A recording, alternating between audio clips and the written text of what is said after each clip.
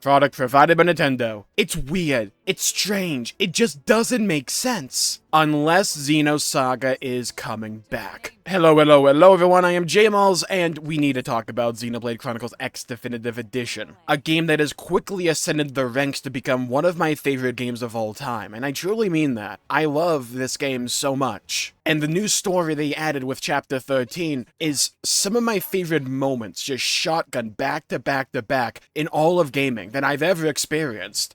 And it's been a joy to be able to experience those emotions and that feeling in the year 2025. So many years after that I initially played Xenoblade X. But I don't think I was able to fully appreciate everything that was there with Xenoblade X Definitive Edition because I haven't played Xenosaga yet. And I know that sounds weird, like what does Xenosaga have to do with anything here? But like as I was playing Chapter 13, and as I've been talking and theory crafting about Chapter 13, you know my community loves to theory craft and just talk about Xenoblade, so quite a few of those people have actually played Xenosaga and they're just telling me all the time, dude, Jmulls, like this is from Xenosaga, this is like a reference to Xenosaga, look, another Xenosaga reference.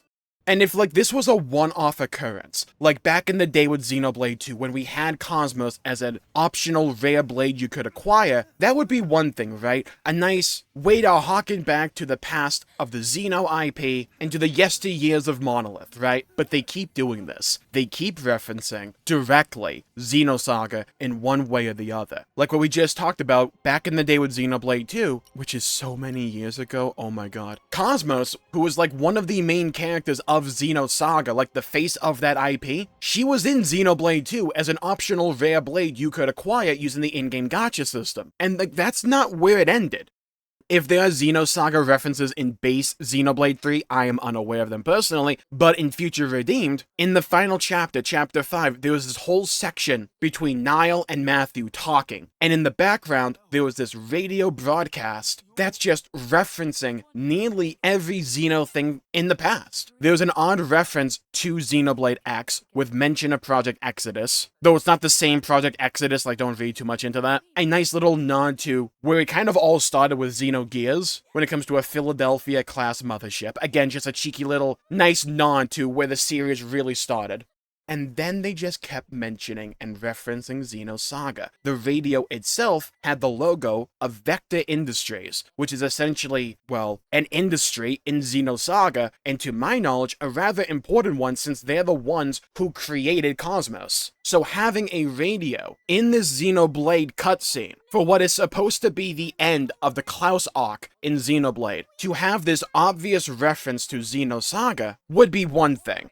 But then they also just name drop a guy from Xenosaga that, to my knowledge, again, I haven't played them yet, to my knowledge, Dimitri, the guy they reference, is an antagonist or at least a major character in Xenosaga. When Future Redeemed first came out, this radio scene made the rounds. It was rather a famous point of contention and a famous point of conversation. What was just meant to be a random, nice little reference to the series past, and what was actually meant to be actual foreshadowing for possibly the future of Xenoblade as an IP. Like, they had so many references to Xenosaga there that was so obvious and, like, upfronted in your face, they even referenced Xenosaga and Bandai Namco, who I believe own the IP, in the credits. And in like the little copyright thing you can read in the Switch menu. And back then, I even pointed out that it was really weird, not from Monolith or Takahashi's perspective, right? Like, Xenosaga's their baby. Wanting to be able to still utilize that to some degree makes all the sense to me, right? It was weird from Nintendo's perspective that they would go out of their way to essentially ask or negotiate some kind of deal. We don't know what that looked like or anything like that, but it was weird to me as a company that you would go out to another IP holder just so that you can reference their IP in your game and make it such an important element for theory crafting and essentially brand recognition for your own IP going forward. If it was a one-off event, that would be one one thing, but they keep doing this. Remember Cosmos in Xenoblade 2, and now with Xenoblade X Definitive Edition, in the new story they added, which essentially ties in Xenoblade X to Xenoblade 1, 2, and 3, by doing the exact series of events, pretty much, that I said they would do if they wanted to tie these games in together. I'm still kind of grossly proud of that. But it's like weird how they keep referencing Xenosaga. And now in Xenoblade X Definitive Edition Chapter 13, a big set piece that they had there was this beach scene that occurs multiple times in Chapter 13 between Al and Lao, which is essentially supposed to represent purgatory, I think, from Xenosaga. Like, it's just something from Xenosaga, on top of a whole bunch of other references that I'm not even completely privy to myself. I think the reference to, like, heaven and some of the imagery they use in the finale is very reminiscent and similar to a lot of things from Xenosaga. Maybe not as, like, a one-for-one type of thing, but again, the close association is still bizarre to me. Like, as a Xenoblade fan and as someone who is going to play Xenosaga, I find it fascinating. It's bizarre from Nintendo's perspective that they would allow Monolith and Takahashi to repeatedly use someone else's IP in the way that they have been doing, unless they get something out of it. So here's where we don our tinfoil hat, right? And we engage in the Xeno conspiracy theory that has been going around since time immemorial.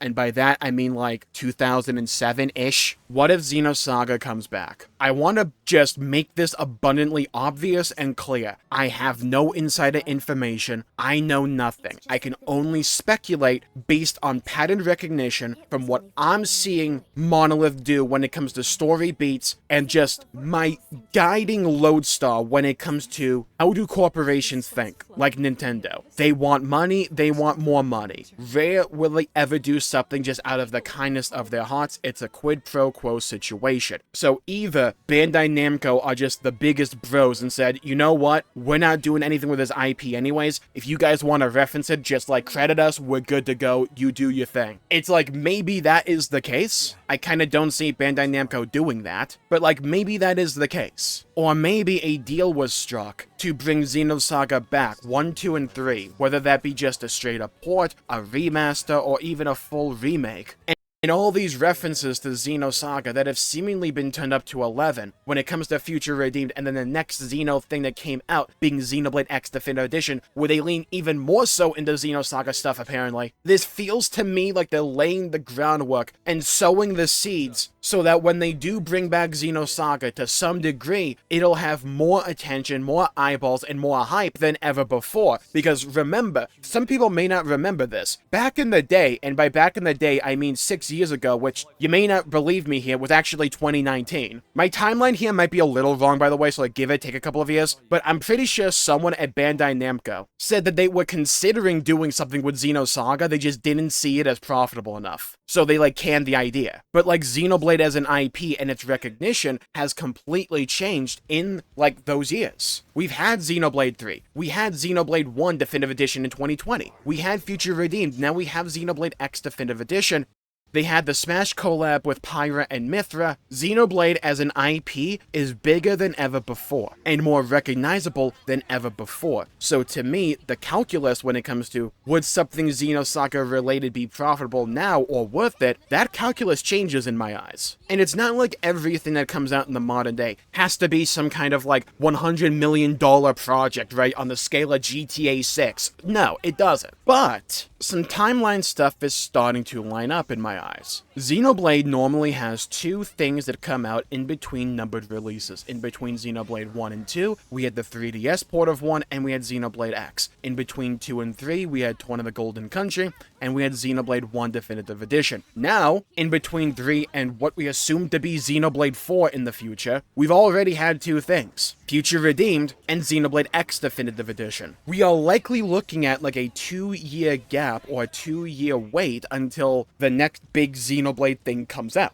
And when the IP is as red hot as ever before, as a company, do you want to just like take a knee and run out the clock and wait 2 years so your next big title can cook? Or do you want something smaller that might not be to the scale of, say, Xenoblade 4 or X Definitive Edition, but just something smaller, just to keep the IP in the news, just to say, hey, stuff is still going on with Xeno as an overall thing. It wouldn't surprise me. I'm not saying that it's going to happen or that it's even likely to happen. I'm just saying that I think it would be rather smart of both Bandai Namco and Nintendo if they had worked out a deal to have something Xenosaga related, whether that be a port, a remaster, or a remake, depending on the scale they want, and that they deem to be valuable enough to them to have something like that lined up for this 2-year gap.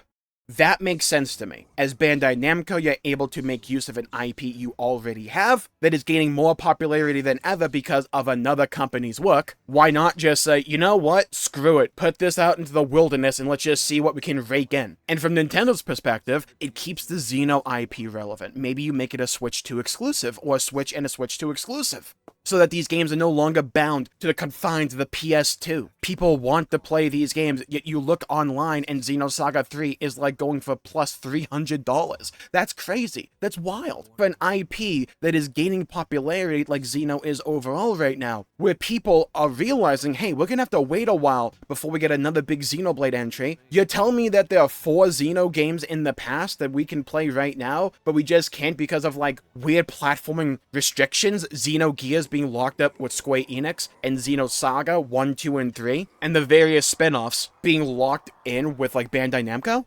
You see how the stars are like kind of aligning here? So it's like, if I was one of these companies, I would pitch that deal and say, let's do a thing. Let's get Xenosaga 1, 2, and 3 with like maybe a little bit of upscaling, bit of a higher frame rate, touch up the visuals here and there. Maybe we don't have to do anything like too much or too egregious or anything. We just get a release lined up for this 2-year gap in the Xeno IP, where we are not going to run into the issue of like eating into the marketing of Xenoblade 4, but we can ride the coattails of the success of Xenoblade 3, Future Redeemed, and Xenoblade X Definitive Edition. This makes sense to me, because, and this is absolutely anecdotal, right? Like, there's no hard numbers that I have here. I can only post to you what I think sounds logical and what seems understandable, at least to me. This seems like it would be beneficial for both sides. Companies want money. It's almost certainly the reason we haven't seen anything Xenosaga related up to this point in time, because Bandai Namco just didn't believe that the money was there. And a company's not going to do something out of the kindness of their heart.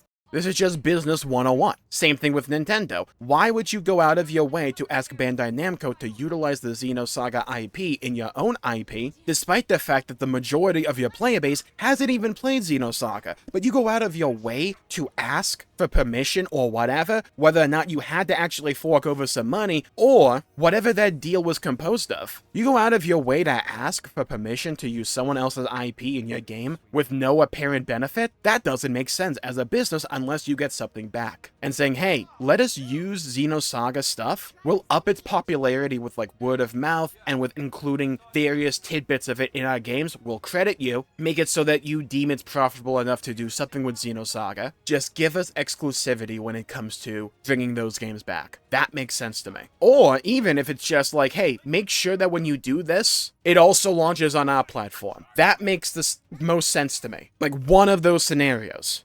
By the way, I know we're like a decent ways into this video, but I haven't even talked about the thing that really sparked me wanting to make this video. Now, again, individually, any of these points about them bringing back Xenosaga or like referencing Xenosaga by themselves don't paint a picture at all. There could be any number of reasons to explain away any of these points. Absolutely, right? Undeniable, you're not going to hear pushback from me. It's just when you keep putting dots on this graph, I just think we're starting to see a line. And it's rather interesting to me that they're also bringing back a Cosmos figure right after Xenoblade X Definitive Edition came out. That's weird to me. It makes sense because Xenoblade as an IP is being talked about right now. But still, it's just another bullet point on the graph where it's like, by itself, doesn't amount to much. But it's another point on this graph where we're starting to get quite a few points. We really, really are.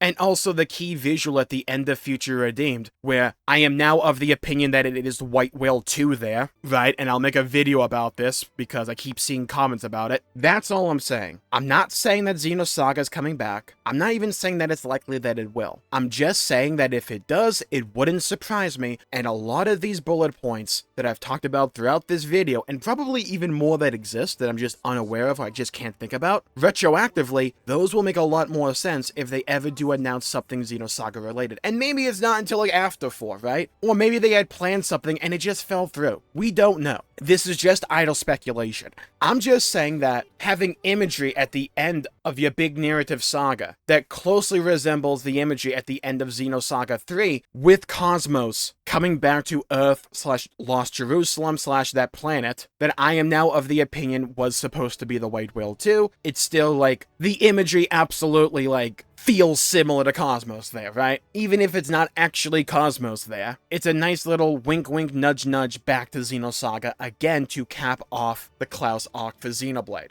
On top of the parallels, by the way, people are drawing between the Ghosts and apparently the Gnosis from Xenosaga, or another faction in Xenosaga. Again, I'm not entirely familiar yet, but it just feels a little bit interesting to me. That's all I wanted to say. And I think with that, I'll call the video there for the day. Thank you all for tuning in. My pleasure making the video. If you enjoyed it, please leave a like and subscribe. It'd really help the channel out and help support future content, and I greatly appreciate it. Stay safe. Have a great day. Leave a comment down below with if you would be interested in them bringing Xenosaga back in some way, shape, or form. Would you like to see just a straight up port, a remaster, or a remake? And how excited would you be for that? I'd love to hear your thoughts, hear your opinions, and hear your perspectives. Stay safe, have a great day, go play some video games if you can, and as always, I'll see you all next time. Bye bye everybody, until we meet again.